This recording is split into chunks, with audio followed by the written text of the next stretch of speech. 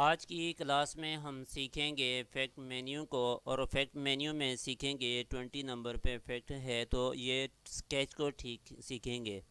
तो आज की क्लास में स्केच को सीखेंगे। मैं यहाँ पर आ जाता हूँ इफ़ेक्ट मेन्यू में और इफ़ेक्ट मेन्यू में मेरे पास यहाँ पर स्केच है।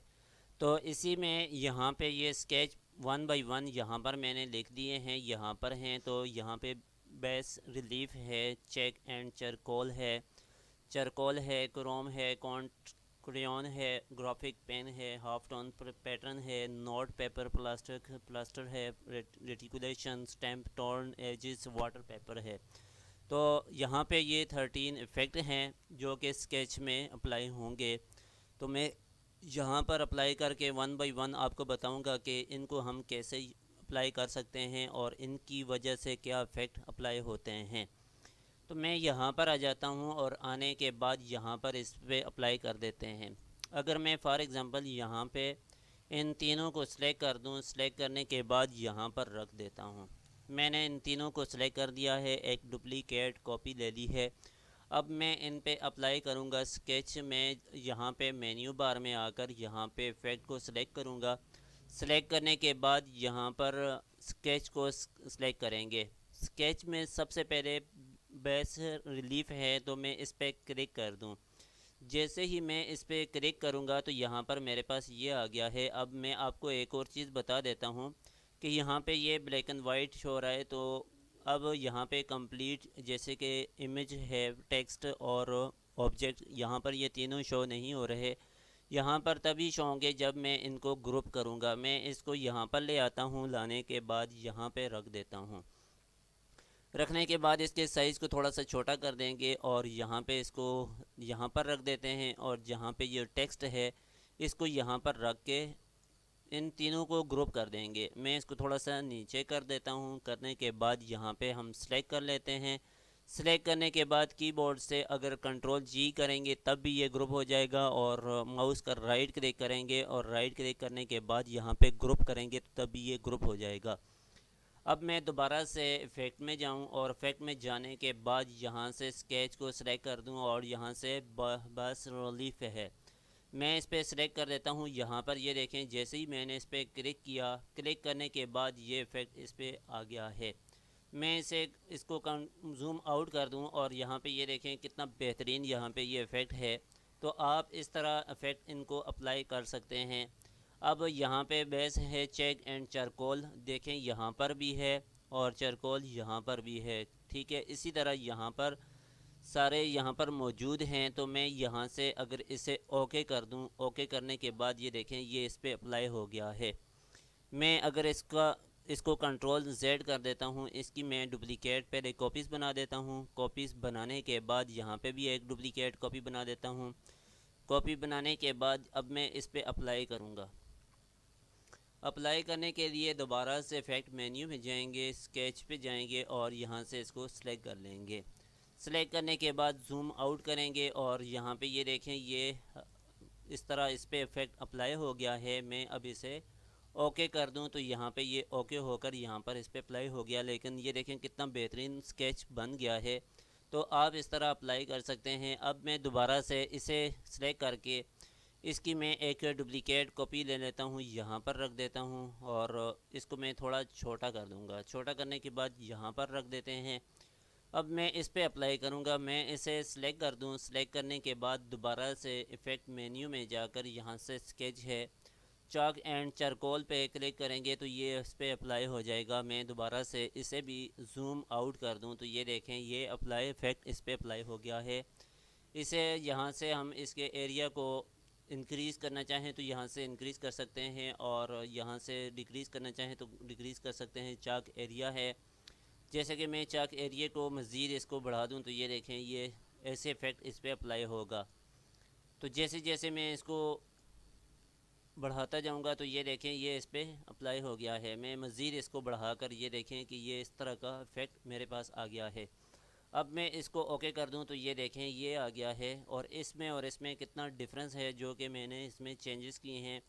अब मैं इन दोनों को सेलेक्ट करके इन दोनों को मैं छोटा कर देता हूं। छोटा करने के बाद यहाँ पर रख दिया है। इसको मैं यहाँ पर ले आता हूँ और इसको इसके ऊपर यहाँ पर रख देता हूँ। इन दोनों को साइड पे कर देंगे। करने के बाद यहाँ पर आ जाते हैं, इसकी एक डुप्लिकेट कॉपी लेकर यहाँ पर रख देते हैं। अब दोबारा से मैं इफ़ेक्ट मेन्यू में जाऊँगा। इफ़ेक्ट मेन्यू में जाने के बाद यहाँ से स्केच पे, यहाँ से इस पर क्लिक करेंगे, थर्ड वाले पे। तो मैं इस पर क्लिक कर देता हूँ। क्लिक करने के बाद यहाँ से इसको भी ज़ूम आउट करेंगे। ज़ूम आउट करने के बाद यहाँ से मैं इसे ओके कर देता हूँ, तो ये इफ़ेक्ट इस पर अप्लाई हो जाएगा। मैं इसे भी छोटा कर देता हूँ। छोटा करने के बाद दोबारा से यहाँ पर आएंगे और इसकी एक डुप्लिकेट कॉपी यहाँ पे बना देते हैं। डुप्लिकेट कॉपी बना दी। अब मैं दोबारा से इफ़ेक्ट मेन्यू में जाऊँगा। इफ़ेक्ट मेन्यू में जाने के बाद यहाँ पे स्केच है और यहाँ से क्रोम पे क्लिक कर देते हैं। तो यहाँ से फिर इससे भी ज़ूम आउट करेंगे तो ये इस तरह का इफ़ेक्ट इस पर अप्लाई होगा और यहाँ से ओके कर देते हैं। तो ओके करने के बाद यहाँ पे ये देखें कि ये इस तरह का शो होगा। मैं इसे यहाँ पर रख देता हूँ और रखने के बाद दोबारा से एक डुप्लिकेट कॉपी ले लेता हूँ। मैंने इसकी एक डुप्लिकेट कॉपी यहाँ पे रख दी है, एक यहाँ पर रख दी है। हम बार बार इसको कॉपी करेंगे। मैंने एक बार इसकी कॉपीज़ यहाँ पर बनाकर रख दी हैं। अब मैं इस पर अप्लाई करता जाऊँ। तो मैं जैसे जैसे अप्लाई करूँगा तो इस पर इफ़ेक्ट अप्लाई होगा। मैंने ये सिलेक्ट कर दिया। सिलेक्ट करने के बाद दोबारा से इफ़ेक्ट मेन्यू में जाएंगे, स्केच पे क्लिक करेंगे और यहाँ पे कॉन्ट क्रेयॉन पे है तो इस पे क्लिक कर देते हैं। इसे भी ज़ूम आउट करेंगे। ज़ूम आउट करने के बाद दोबारा से ओके करेंगे तो ये और ये सेम ही तकरीबन लगते हैं और सेम ही हैं। तो मैं इसको सेलेक्ट कर देता हूँ। सेलेक्ट करने के बाद दोबारा से इफ़ेक्ट मेन्यू में जाकर स्केच एंड डिस्टॉर्ट है, स्केच एंड डिस्टॉर्ट में यहाँ पर इसे सिलेक्ट कर लेता हूँ ग्राफिक पेन को। तो ग्राफिक पेन को मैंने सेलेक्ट किया। सेलेक्ट करने के बाद इसे भी ज़ूम आउट कर देते हैं। ज़ूम आउट करने के बाद इसे भी ओके करेंगे और ये इफ़ेक्ट इस पर ग्राफिक पेन का इफ़ेक्ट आ जाएगा।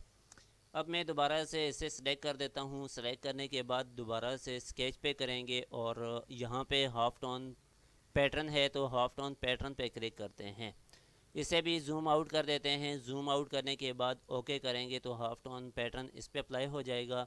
अब मैं इनको डिलीट कर देता हूँ। यहाँ से सबको सिलेक्ट करके मैंने इसे डिलीट कर दिया है। डिलीट करने के बाद दोबारा से हम यहाँ पर आ जाते हैं।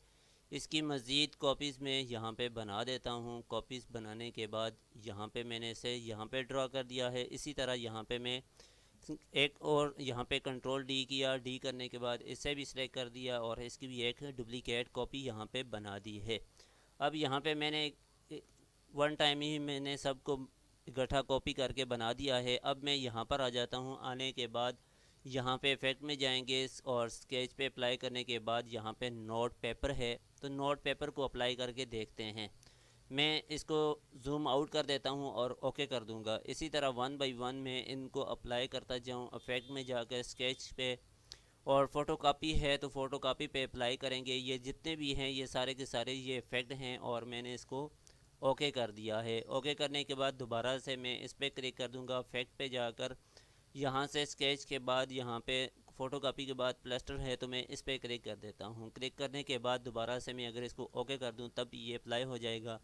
अब मैं इस पे अप्लाई कर देता हूँ। तो इफ़ेक्ट में जाकर यहाँ से स्केच पे क्लिक करेंगे। स्केच पे क्लिक करने के बाद इस पे रेटिकुलेशन पे है तो मैं इस पर क्लिक कर देता हूँ और इसे भी यहाँ से ओके कर देते हैं। ओके करने के बाद ये इस पर अप्लाई हो जाएगा और दोबारा से इसे सिलेक्ट कर देते हैं। सिलेक्ट करने के बाद स्केच पे क्लिक करेंगे और स्टैम्प पे क्लिक करते हैं।